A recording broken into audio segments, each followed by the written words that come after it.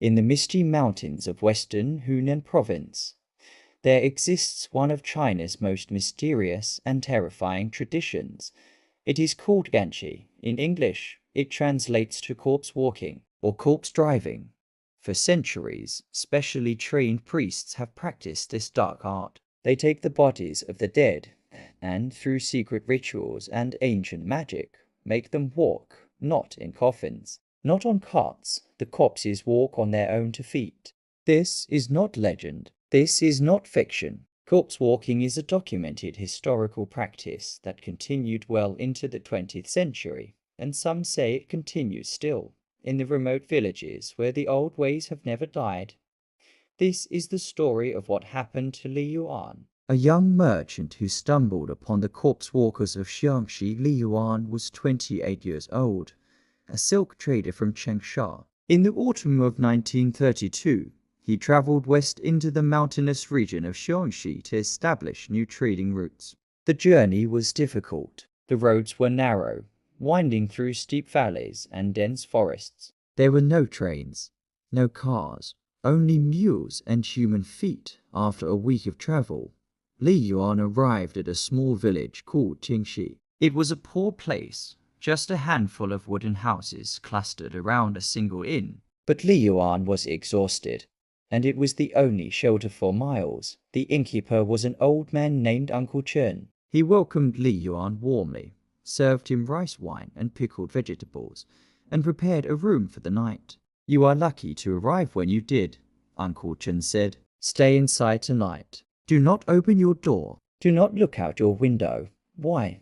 Li Yuan asked. Uncle Chen's face grew serious. "The corpse walkers are passing through tonight. They travel only under the cover of darkness, when the living are asleep. It is bad luck to see them. Worse luck if they see you." Li Yuan had heard stories of corpse walking, but he had always dismissed them as rural superstition. Surely such things did not really exist. "What exactly are corpse walkers?" he asked. Uncle Chen poured himself more wine before answering. "Many men from these mountains leave home to find work in the cities. They labor in mines, on docks, in factories far from their ancestral lands, and many of them die there, far from home. In our tradition, a person must be buried in their home village, or their spirit will wander forever, never finding peace." "But how do you bring a body across hundreds of miles of mountain roads?" "No cart can navigate these paths. No horse can climb these cliffs. So the corpse walkers came.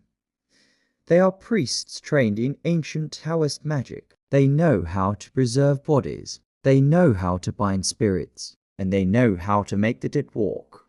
Li Yuan felt a chill despite the warm room. "You mean they actually make corpses move?" "They attach the bodies to bamboo poles, dressed in special robes and paper talismans. Then, through chanting and bell ringing, they animate the dead. The corpses hop forward, following the priest, traveling through the night until they reach home."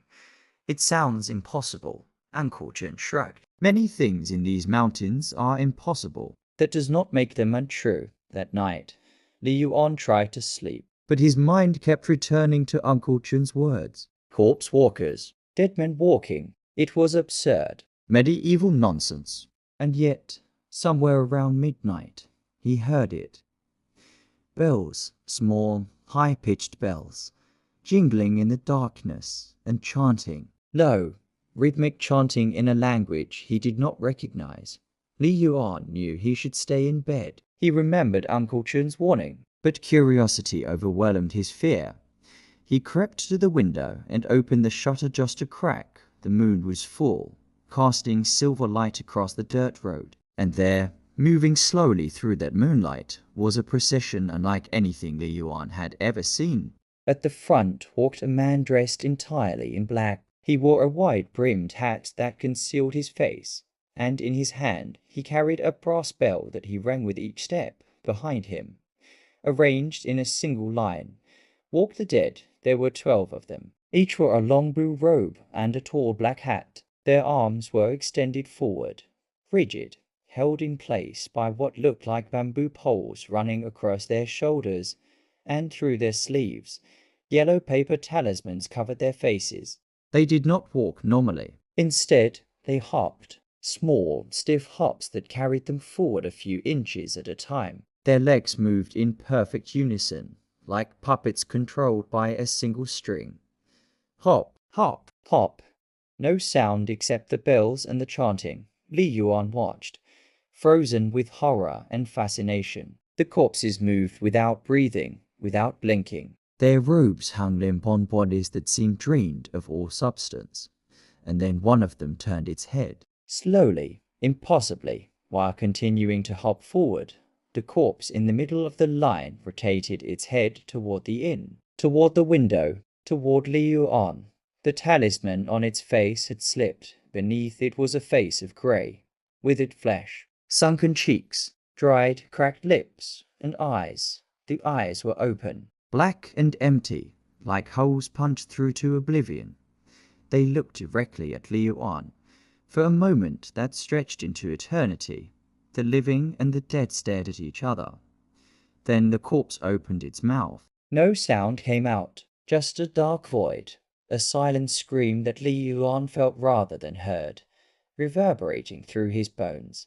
Li Yuan fell backward, away from the window. He crashed onto the floor, gasping, his heart pounding so hard he thought it would burst. He stayed there until dawn, not daring to move, not daring to look again. When morning came, Uncle Chen found him huddled in the corner of his room, pale and shaking. "You looked," the old man said. It was not a question. Li Yuan could only nod. Uncle Chen sighed heavily. "Then you must leave immediately. Go back to Xiangxi. Do not stop until you are out of these mountains." "Why? What will happen?" "The dead do not like to be seen. They are ashamed of what they have become. When a living person looks upon them, they remember what they have lost. They become angry, hungry. You saw them, and they saw you. That creates a connection, a bond. If you stay here, they might come back for you. They might decide you should join them on their journey." Li Yuan did not need to be told twice. He left that morning without breakfast, without goodbyes. He walked for 3 days straight, barely sleeping, barely eating, putting as much distance as possible between himself and the village of Jiangshi.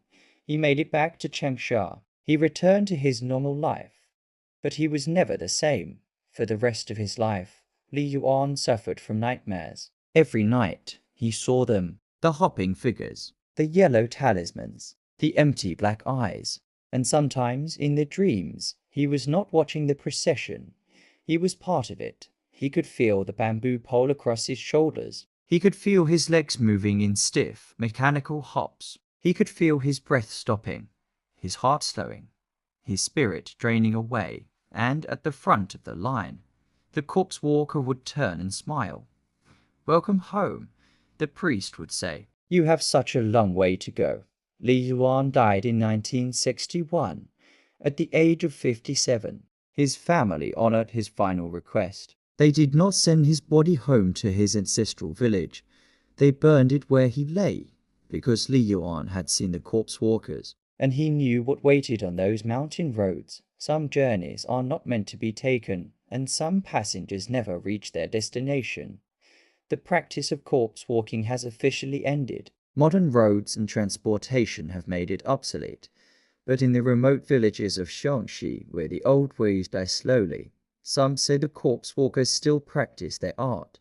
If you ever travel through those misty mountains, and you hear bells jingling in the night, remember Li Yuan's story.